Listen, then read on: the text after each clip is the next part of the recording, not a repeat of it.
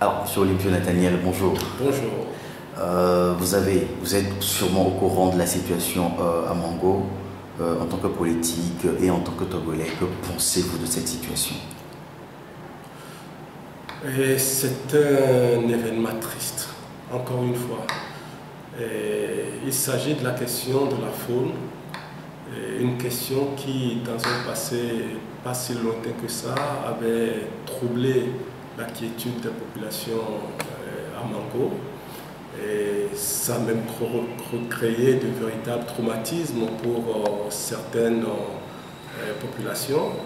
Aujourd'hui que l'État a décidé de réhabiliter ces zones, eh bien, il est dommage qu'un projet qui peut comporter des effets positifs pour les populations, il est dommage que sa réalisation se termine par mort d'homme. On a comme l'impression que le gouvernement n'a pas pris toute la dimension sensible du dossier, n'a pas abordé la question avec pédagogie pour avoir l'adhésion des populations, parce qu'un projet de cette nature n'a de réussite que si les populations adhèrent à ce projet en comprenant le bien fondé, et ça fera la réussite pour tout le monde. Mais là, on a l'impression que même si des initiatives ont été prises par le gouvernement pour échanger avec les populations, visiblement ça n'était pas suffisant, et les conséquences qui en découlent sont aujourd'hui très lourdes, avec mort d'hommes, avec des blessés graves. Il faut que le gouvernement apprenne à ne pas passer en force quand il s'agit de sujets qui nécessitent un consensus. On a trop l'impression au Togo que à chaque fois que le gouvernement décide quelque chose, eh bien il y va, vaille que vaille, envers ou contre les populations, ça ne peut pas durer, et voilà les conséquences. Le gouvernement est le premier responsable.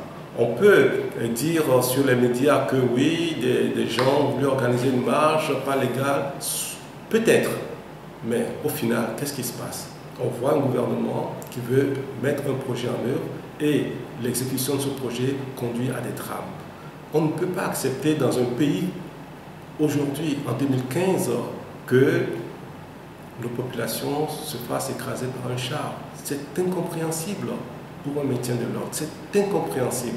Comment voulez-vous que cette population, traumatisée déjà dans le passé, revive encore des situations dramatiques de cette nature et qu'on n'ait pas pris soin de la préparer psychologiquement et même sur le plan simplement de la participation de ces populations? Eh bien, il y a là des fautes lourdes qui ont été commises. Il faut que le gouvernement ne se limite pas aux habituels regains disant qu'il y aura une enquête et puis après on n'en entend plus parler. Il faut qu'il y ait enquête. Il faut que les responsabilités soient situées et il faut que les gens qui ont posé des actes répréhensibles fassent face à la justice dans le cadre de la loi. Il faut que l'impunité apparente que nous voyons dans ce pays cesse. Il faut que le gouvernement puisse prendre ses responsabilités et affiche également sa fermeté pour que demain, les gens ne puissent pas répéter les mêmes actes qui endeuillent nos pays, nos populations de manière incompréhensible et inutile.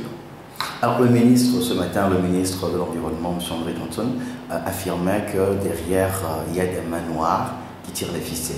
Que pensez-vous de ça? Mais je pense que si le gouvernement savait qu'il y avait des mains noires qui tiraient des ficelles, raison de plus pour gérer la chose avec beaucoup de délicatesse. Raison de plus pour sensibiliser les populations davantage. Raison de plus pour ne pas que les choses dégénèrent de cette manière-là. Surtout si on le savait. Je pense que c'est encore plus grave de dire aujourd'hui qu'il y a des mains noires. Parce que gouverner, c'est aussi anticiper sur les choses. C'est aussi prévoir les réactions des populations, surtout si vous dites que ces populations sont tenues par des mains noires. Au final, le premier responsable, c'est le gouvernement, qui semble avoir les informations, mais qui n'a visiblement pas exploité à bon escient pour éviter cette situation-là. Mais quoi qu'il en soit, nous n'avons pas vu de main noire. Ce que nous avons vu, ce sont les morts, et ça, les populations ne peuvent pas l'accepter. Il faut apaiser les choses. Il faut que le gouvernement prenne conscience que rien ne doit se faire contre les populations. Gouverner, ce sont les populations qu'on gouverne. C'est pour le bien-être des populations qu'on est supposé gouverner. Mais quand ces populations qui légitimement veulent exprimer une opinion, veulent contester quelque chose, comme le droit, elles, de leur côté, comme la loi leur donne l'autorisation de le faire, eh bien si dans cette contestation publique, ça se termine par des morts d'hommes, eh bien il y a de grandes interrogations à poser. Alors, est-ce une façon pour le peuple de Mongo de dire non au régime de M. Faure Gnassingbé? Est-ce un carton rouge que la population de Mongo est en train de lever contre le régime de M. Faure Gnassingbé, selon vous? En tout état de cause, sur ce projet précis, eh bien, le gouvernement a eu tout faux. Dans l'approche, dans la manière, aujourd'hui on peut le dire, cavalière d'aborder les choses, puisque les résultats que nous voyons aujourd'hui démontrent que la préparation n'a pas été suffisante. Ça démontre que les populations n'avaient pas encore adhéré à ce projet-là. Ça veut dire que les populations n'ont pas été suffisamment préparées, suffisamment sensibilisées, suffisamment... Le bien fondé de ce projet ne leur a pas été expliqué. Eh bien, quand c'est comme ça, eh bien, c'est une faute grave qui a été commise. Alors à la rentrée, rentrée scolaire qui s'est opérée tout récemment, nous avions eu écho de certaines mutations punitives de certains enseignants, membres de la STT, surtout dans la zone de Dapaon.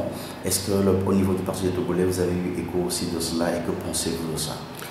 Oui, c'est vrai que cette rentrée, quoique est passée relativement dans le calme, ça n'a pas été le cas partout, notamment dans cette région de Dapaon où des enseignants ont subi, et je pèse mes mots, ont subi des affectations et quand ils venaient à peine d'être mutés à Dapaon, un an après, on les renvoie bien loin de Dapaon, alors que la pratique voudrait que l'on passe quelques années au poste de mutation avant d'être à nouveau muté ailleurs. Donc tout cela, lorsqu'on voit que ce sont pour l'essentiel des syndicalistes, des membres du syndicat STT, et compte tenu de leur engagement, compte tenu des mobilisations dans lesquelles ils ont été engagés l'année précédente, on comprend et on déduit tout naturellement que ces mutations sont des mutations punitives.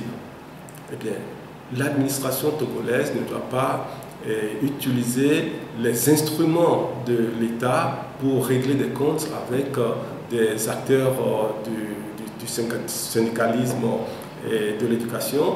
On ne peut pas utiliser des ressources de l'État pour régler des comptes avec des fonctionnaires. Ce sont des pratiques que nous devons cesser. Et ce n'est pas cela qui va empêcher le mouvement syndical de s'exprimer, parce que partout où ils seront, ils porteront toujours leurs convictions. Mais c'est déplorable que notre administration fonctionne de cette manière-là par règlement des comptes.